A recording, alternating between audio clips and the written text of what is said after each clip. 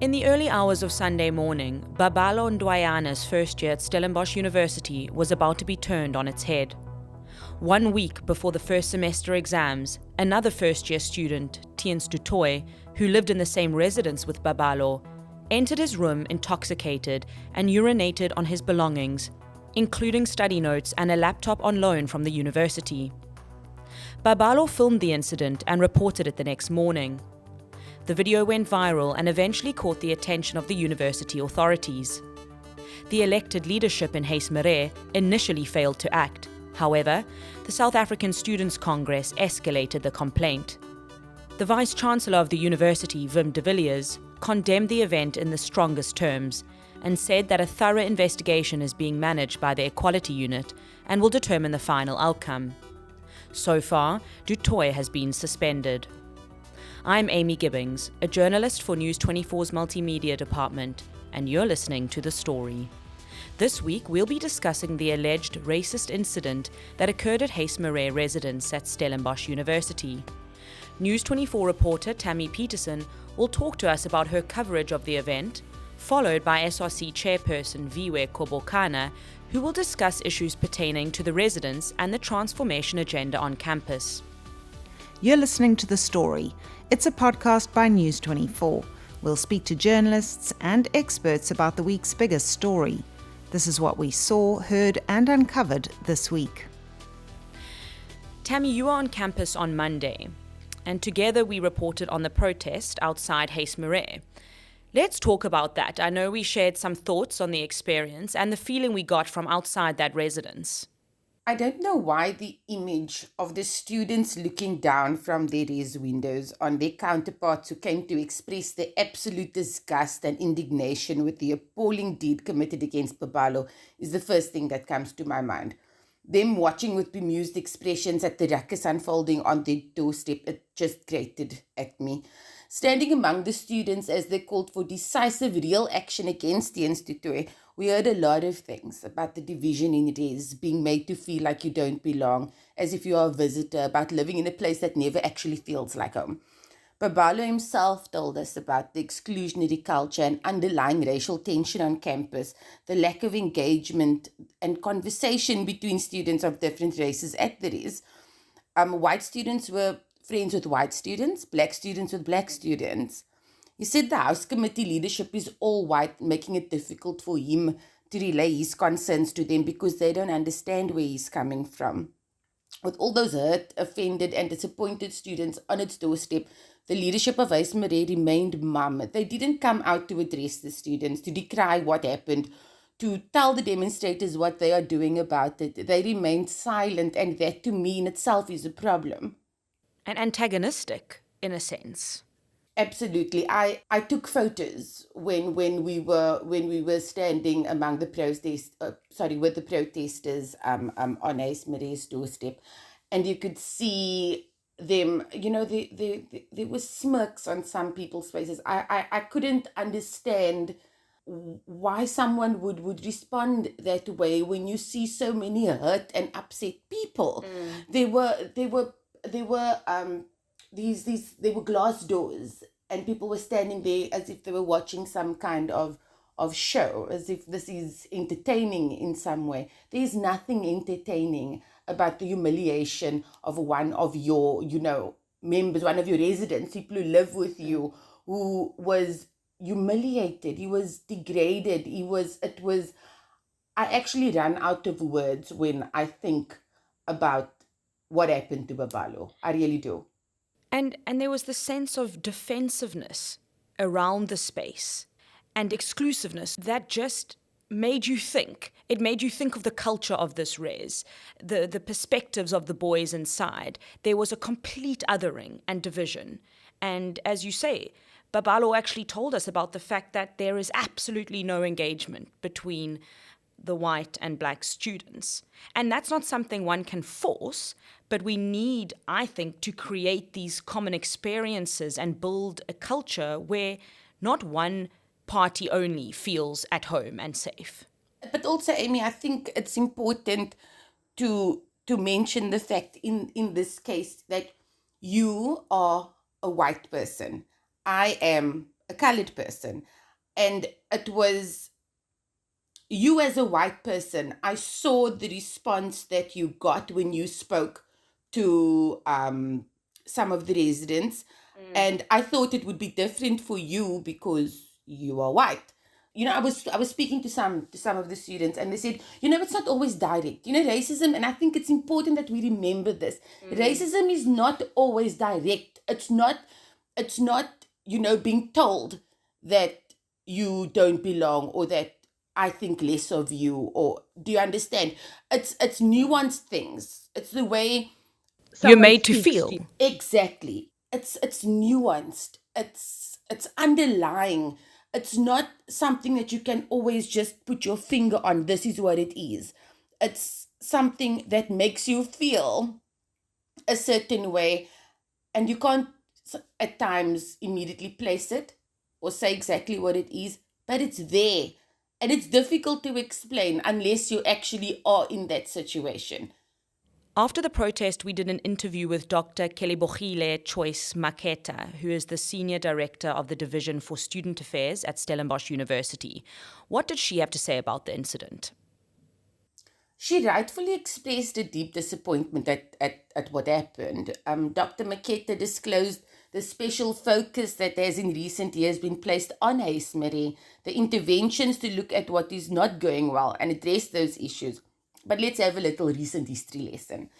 Only 2 years ago, the university lambasted Huis Marais for not demonstrating a concerted effort to grow into a wholesome community that reflects its values. It was decided a new co-ed student community would be created in the Huis Marais building as, according to the university, the Res's influential leaders had not transformed the residents' ethos to one that is based on the equal treatment of different population groups, respect for women, and the promotion of responsible use of alcohol. So, in an about turn later in 2020, an agreement was reached that the residents would remain home to only male students after the parties engaged in discussion with the aim to promote a better understanding between the respective positions and to reach common ground. But what does that tell you about the checkered past, the history of Huis Marais? This is the same residence where this year Netwerk 24 reported on Housefather Dr. Johan Groenewald during a meeting using the K word as an example of words that have painful connotations. This is the same residence where our editor, Adrian Basson, reported for Dimati in 2000 of the demeaning and disgusting initiation practice in which first years were to get down on their knees and look down as their seniors urinated in front of them. That may have been over 20 years ago, but Dr. Maketa told us that there had been a spate of worrying incidents in recent years, which resulted in the university management intervening and deciding not to place first-year students at Huis Marais in 2020. She said it was decided that the university would work with the residents to correct some of the practices so that it would be able to be confident to bring first years into that space because it was not comfortable with some of the things that was happening there. That intervention was aimed at allowing them to learn how to work with other students as equals. There is something she said, though, that stuck with me. When you're working on transformation, just when you're making some gains, something just hits hard. But it's a wake up call of saying you have not arrived. There's still a lot of work to be done. Yeah. She was brilliant, and she was in touch with what was going on, and she really cared. But I think you're right in that perhaps the institution isn't nearly as far as they'd like to think they are. Thank you for joining us, Tammy, and for your brilliant coverage on this incident. That was Tammy Peterson, reporter at News 24. We're now joined by SRC chairperson Viwe Kobokana. Viwe, thank you for joining us today. I know you've had a very busy week. What has the mood been like on campus this week? Could you describe how students on the ground are feeling, particularly students of colour? Thank you so much, Amy. I think, as anyone can imagine, it's been a very overwhelming, a very uncomfortable, and a very triggering week for students, but particularly for Black and Brown students. The SRC hosted a brave space, and a lot of emotions came up from students sharing their frustration with one another, sharing their frustration with student leaders, sharing their frustration with the institution, and it's all very valid. It's very valid and relevant emotions, and it's emotions that I think a lot of students carry with them, sometimes from the beginning of their time at the university up until right at the end.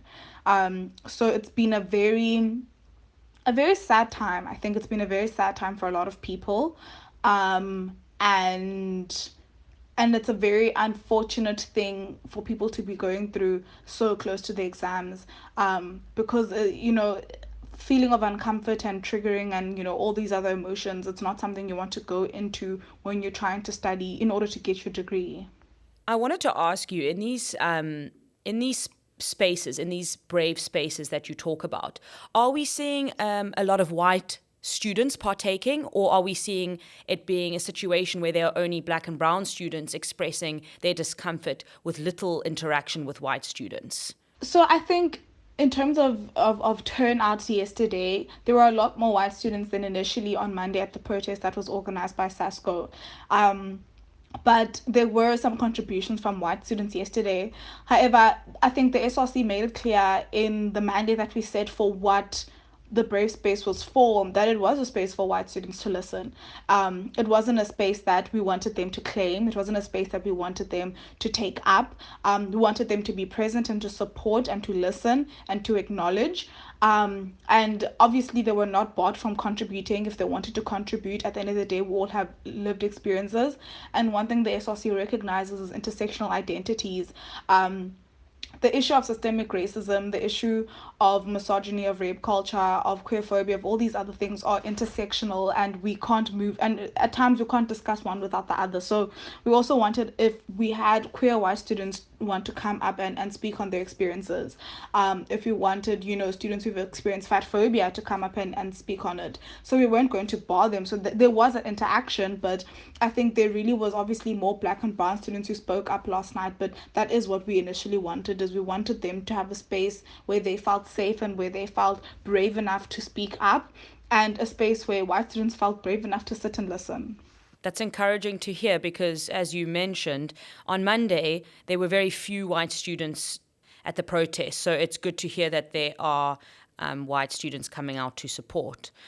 What is the SRC's opinion on the way the university responded to the situation? I think um, I think in terms of the response from the university, there were some instances where they failed the student, and there were some instances where they did the best that they could.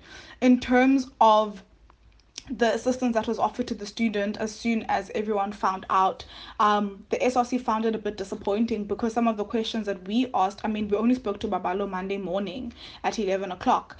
The questions we asked him, which was, do you want counseling assistance? What do you need to be replaced?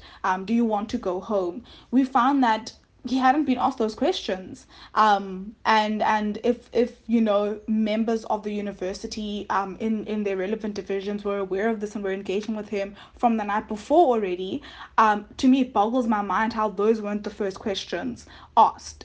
We've been very clear in expressing that we center the well-being of the student in all conversations, and in as much as there's two parallel situations happening here, which is this particular incident, but what it is a symptom of, which is systemic racism in our institution, when we're speaking of the former, we have to center the student. And it seems like that isn't always the case from the university side. It seems like they want to respond more to systemic racism as opposed to this particular incident, and that's where I think they failed the student. However, in terms of setting out the process of what's going to happen for the disciplinary procedures, in terms of suspending the student, removing him from res, the perpetrator in this case, in terms of transparency in how the procedure is going to go and expediting that process, I think, I'm not going to applaud a fish for swimming, but I think that what was done needed to be done. And then I think beyond that, the response from the university that was disappointing was when it was time to respond to students and students' call, especially at the protest on Monday. We only saw black and brown staff members come down to speak to students. We saw Dr. Choice Maketa speak to us when we were at Huis Marais, and when we moved to Admin B, it was Prof. Dresham Driganath, which, in as much as it falls within their job, it is also the job of white staff members. And, you can't help but think, do these white staff members see us as black and brown students as barbaric, as dangerous, as violent? Is that why they don't want to come down and talk to us? So I think that response on a more personal level, as a student and as a student leader, was very, very disappointing. And, in our statement as the SRC, we made it very clear that it was not okay. It was not okay that the only people from both student and staff side to engage on this were black and brown, because as much as this was a racial incident, it wasn't the responsibility of black and brown staff and students to take on. Yeah. It sounds like Huis Marais has a problematic history and racism is a continuing issue. While I was on campus on Monday, I heard several anecdotes on instances of racism perpetrated against students. A young person referenced a time when they went to have a smoke, a cigarette or whatever, with a friend at Huis Marais, and they and another friend were spat on by boys in the residence, which was shocking to hear. And then, of course, the Indian student who was mocked at a law dance recently. What is the problem here? Is it institutions like Huis Marais that are hampering transformation? I think so. I think, you can't blame an entire institution for the actions of one person, but you can't blame them for, firstly, how they respond to those actions, and secondly, whether or not they've cultivated a safe space for that student to think that those actions are right. And I think that's what people aren't understanding when the SRC calls for the disbandment of Huis Marais, and when the SRC calls on the institution to act swiftly but thoroughly, is we can't say they're responsible for the actions of Tians, because that, what Tians chose to do is his and his alone. It reflects on him, it reflects on his background and his family. But we have to question, why did he think it was okay to do that in his res? Why did he think it was a safe space to do that? Why did he think it was okay to walk into another student's room? And that's where, we question, why is the community like Huis Marais still alive and living in a Stellenbosch that, wants to be seen as progressive and transformative and moving towards repairing its past mistakes. So Huis Marais, we keep saying we don't want to blame Huis Marais for the students' actions, but we can hold them accountable for, are they perhaps creating a safe space for bigotry? And I think that's a question that has still is yet to be answered, by university leadership, by leadership of the res, by the res head, which is very disappointing. I have to say that being outside Huis Marais and watching the reaction of the boys in the res sniggering and had a very dismissive air about them. Some were even laughing at the protesters outside the residence, and I found that to be extraordinarily distasteful and deeply problematic. What do we need to do to address this?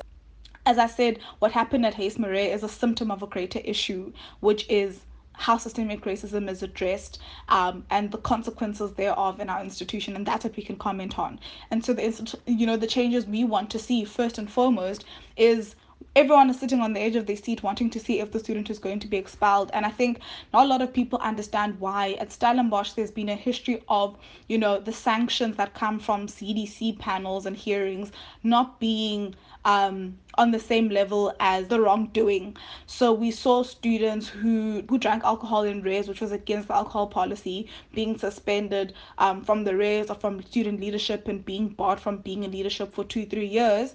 And in that same breath, having perpetrators who've admitted to gender-based violence getting a slap on the wrist, getting community service. So we're wanting the student to be expelled for this incident, but also as sort of a sacrificial lamb for us to see that finally our university is going to start taking, human rights violations seriously. So that would be the first change, just to see the outcomes and productivity of our student discipline and CDC actually, show to us as students that they care about human rights violations, that they don't only care about plagiarism, and they don't only care, about drinking in res spaces. And then secondly, the conscientization and the training of our student leaders. I think, you said in your opening that the the way that the Huis Marais House Committee responded was not swift. And one can either ask themselves, is it because they didn't care, or is it because they didn't know what to do, because they weren't trained on how do you respond to serious things that happen in your community. So we want to see, trainings for our student leaders that are actually relevant, not trainings that train us to be managers, but training sessions that teach us how to respond and how to be empathetic, and how to acknowledge and analyze and identify social injustices in our communities. And then actual intentional acknowledgement from the university that there's an issue here. That's something we're yet to see. Is you can't acknowledge an incident, you have to acknowledge what the greater issue is. And it's frustrating. I think it's been frustrating for the SRC to deal with this, because this is not a conversation we haven't had with staff members, with management, with the Division of Student Affairs. This is not a brand new conversation to them. And as soon as 2 days ago, I had said to leaders in the institution that sometimes it feels like we're waiting for something big to happen, and that's when we'll act. And I don't want us to get to that place where something even greater than what's happened happens in our university, and then there's no coming back from it. So I think there's lessons to be learned here, and I truly hope that this will be the biggest eye opener that the university needs before it actually, truly changes, and not at a superficial level. Yeah, let's hope that this is a turning point indeed. Viwe, thank you so much for your time. I know, as I said, you've been busy, but you've given us some really insightful information and thoughts from right on the ground on campus. So thank you so much, and all the best. Thank you very much. Thank you. That's all we have time for this week. Remember to tune in every Saturday for News 24's podcast on the week's biggest story. I'm Amy Gibbings, producer and host of The Story.